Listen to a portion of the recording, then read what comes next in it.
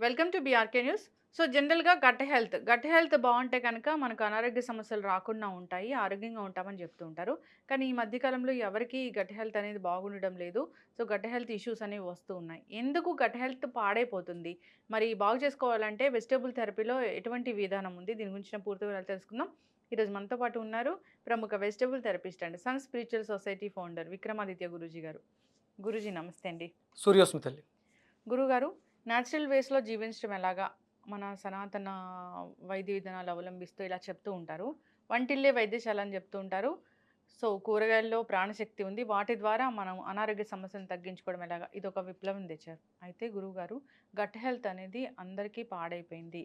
Junk food తినడం వల్ల కావచ్చు, ఇలా రకరకాల కారణాల వల్ల. గట్ హెల్త్‌ని రిపేర్ చేయాలంటే ఈ వెజిటబుల్ థెరపీలో ఎలాంటి విధానం ఉంది?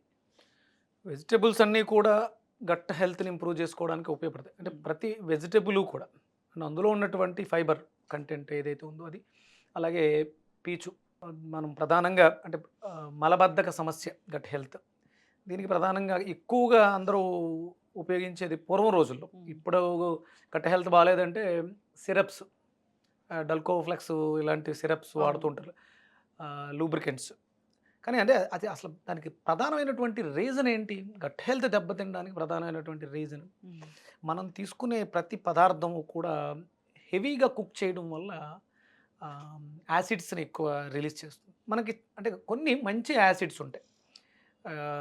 సిట్రస్, నిమ్మకాయలో ఉండేటువంటి అది కూడా యాసిడ్, సిట్రిక్ యాసిడ్. హ్మ్. కానీ అది దాని ఎండ్ ప్రోడక్ట్ వచ్చి బాడీకి ఆల్కలైన్గా ఉపయోగపడుతూ ఉంటుంది.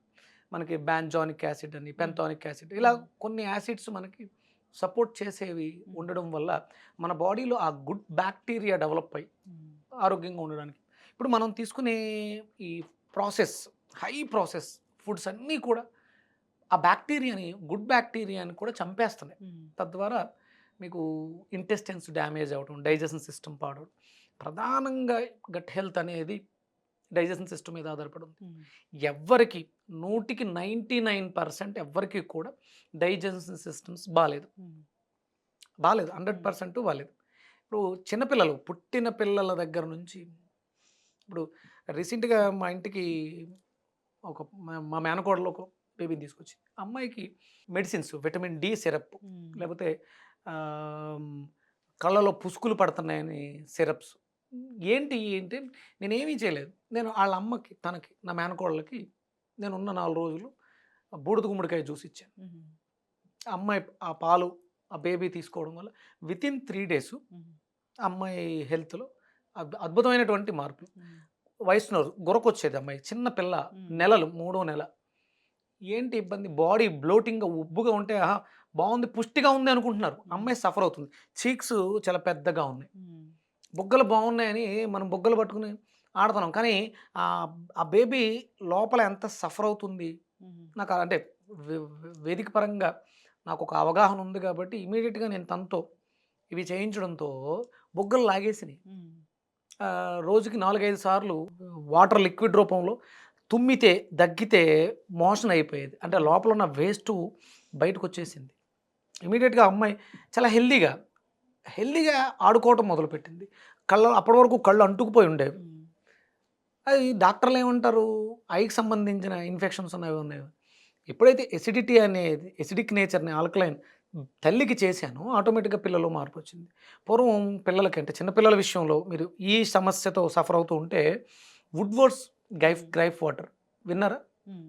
ఎప్పుడన్నా విన్నారా? హ్మ్. పాప ఏడ్చింది. హ్మ్. మీ అమ్మకి చెప్పు వుడ్‌వర్డ్స్ పట్టానని అవును. చెప్పేసని. అది చాలా న్యాచురల్ అమ్మ. హ్మ్. ఇప్పుడు ఎవరు వాడట్లే అసలు. వాడొద్దు అని అవును. చెప్తున్నారు. డాక్టర్స్ చెప్తారు. హ్మ్. ఎందుకు? అసలు హ్మ్. ఎందుకొద్దు చెప్పండి? హ్మ్. అదేంటి?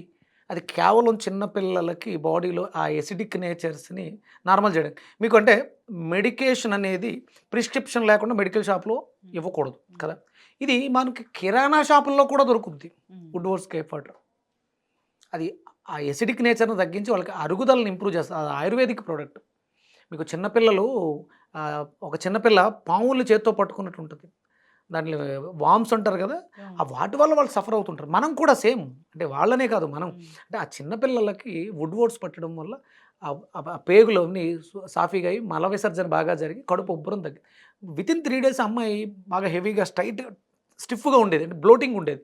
అది నార్మల్ అయిపోయింది. హ్మ్. నేను తల్లికి బూడిద గుమ్మడికాయ జ్యూస్ ఇవ్వడం ద్వారా, పాపకి వుడ్ వర్డ్స్ రోజుకి 2, 3 సార్లు ఇవ్వడం ద్వారా ఆ సమస్య తగ్గిపోయింది. అంటే మనల్ని ఇబ్బంది పెట్టేది హై ఎసిడిక్ నేచర్ ఫుడ్స్. ఉమ్, అవి మనం పూర్తిగా తినడం తగ్గించి న్యాచురల్ ప్రాసెస్ అంటే ఎంత తక్కువ ప్రాసెస్ చేస్తామో అంత తక్కువ మన గట్ హెల్త్ అంత హెల్తీగా ఉంటుంది. ఉమ్, దీంట్లో ప్రధానంగా ఎసిడిక్ నేచర్ని ఆల్కలైన్ చేసుకోవడానికి బూడిద గుమ్మడికాయ అద్భుతంగా ఉపయోగపడుతుంది. అంటే నేను మొన్నటి వరకు సీజనల్గా చెప్పేవాడిని జలుబు చేస్తుంది అని. ఏమి ఇబ్బంది ఏమీ లేదు. బాలేదు అన్నప్పుడు బూడిద గుమ్మడికాయ జ్యూస్ మనం ఎప్పుడైనా తీసుకోవచ్చు. దాన్ని అంటే దానివల్ల ఏదైనా అంటే జలుబు చేస్తుందనే ఇబ్బంది మనం మిరియాల పొడి వేస్తాం. ఉమ్, కాబట్టి ఎలాంటి ప్రమాదం లేదు. ఉమ్, రెగ్యులర్‌గా ఉదయము, మధ్యాహ్నము కూడా ఉమ్, రెగ్యులర్‌గా బూడిద గుమ్మడికాయ జ్యూస్ తీసుకుంటే ఉమ్, ఎసిడిటీ ఆల్కలైన్ అవుతుంది. బాడీలో అంటే కేవలం మనం మలాన్ని బయటికి విసర్జించడానికి ఆ ద్వారం ఏదైతే ట్రావెలింగ్ ఉందో అవన్నీ కూడా ఒరిసిపోయి ఉంటాయన్నమాట. చర్మం పాడైంది. ఉమ్, ఆ చర్మాన్ని మనం బాగు చేసుకోవాలి. అదేదో ఆయిల్ ఇస్తే, ఉమ్, లూబ్రికెంట్ ఇస్తే ఆహ్, అప్పటికప్పుడు కార్యక్రమం అయిపోతుంది. కానీ పాడైపోయిందని బాగు చేసుకోవాలి కదా! చర్మ వ్యవస్థని బాగుపరుచుకోవాలి. ఎస్, ఇప్పుడు నేను ఆ చిన్న పిల్లకి చెప్పాను కళ్ళు అంటుకుంటున్నాయి. ఉమ్, అంటే లివర్‌లో ఇబ్బందుంది. అందుకని ఏం చేసాం దొండకాయలు. ఉమ్, తల్లితో దొండకాయ ఎక్కువ తినిపించాను. ఆటోమేటిక్‌గా లివర్ ఇన్ఫెక్షన్స్ తగ్గినాయి. ఉమ్, అమ్మాయికి కళ్ళు ఓపెన్ అయినాయి.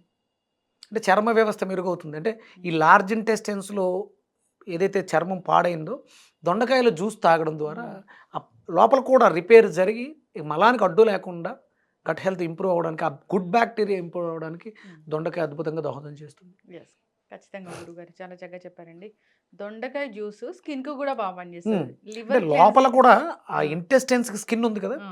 దాన్ని కూడా రిపేర్ చేస్తుందది. యెస్. బయట స్మూత్‌నెస్సే కాకుండా ఇంటర్నల్‌గా హ్మ్. అంటే మనం గుండె చుట్టూ కూడా ఒక కవాటంలా ఒక స్కిన్ ఉంటుంది. హ్మ్. లంగ్స్ చుట్టూ కూడా పల్చటి పొరలుంటాయి. హ్మ్. అవి కూడా రిపేర్ అవుతాయి యెస్. దొండకాయ తీసుకోవడం ద్వారా. ఖచ్చితంగా గురువుగారు. సో, చాలా చక్కగా చెప్పారండి. అంటే బూడిద గుమ్మడికాయ జ్యూసు సో, ఈ జబ్బు, ఆ జబ్బు అని కాదు. అన్ని జబ్బులకు అది బా ముందు పనిచేస్తది. డైజెషన్. ఆ! ఇమ్యూనిటీని బూస్ట్ చేసుకోవాలన్నా ఈ బూడిద గుమ్మడికాయ జ్యూస్ తీసుకోవాలని చెప్తూ ఉంటారు. మీరు చెప్పినప్పటి నుంచి బూడిద గుమ్మడికాయ ఇంకా తీసుకునే విధానం తీసుకునే వాళ్ళు ఎక్కువైపోయారు. అవును. సో, మీరు చెప్పిన పద్ధతిలో తీసుకొని అందరూ ఆరోగ్యంగా ఉండాలని కోరుకుందామండి. గట్ హెల్త్ ఎవరికీ సరిగా లేదు. ఎవరికీ లేదు. అందరూ కూడా అలవాటు చేసుకోవాలని కోరుకుందాం. దొండకాయ జ్యూస్ అంతే. దొండకాయ జ్యూస్ తీసుకుంటే మీరు చెప్తారు లివర్ క్లెన్స్ అవుతది. ఇంకా స్కిన్ ఇష్యూస్ ఉంటే తగ్గిపోతాయని. అవును. నేను చాలా రోజులు వాడాను గురువుగారు. అవును. సో, రిజల్ట్ కూడా చాలా ఉంది. చక్కటి ఇన్ఫర్మేషన్ అండి. ధన్యవాదాలు. సూర్యోస్మి తల్లి.